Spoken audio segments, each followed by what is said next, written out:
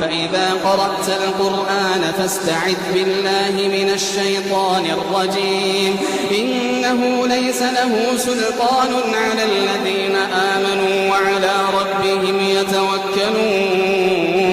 إنما سلطانه على الذين يتولونه والذين هم به مشركون وإذا بدلنا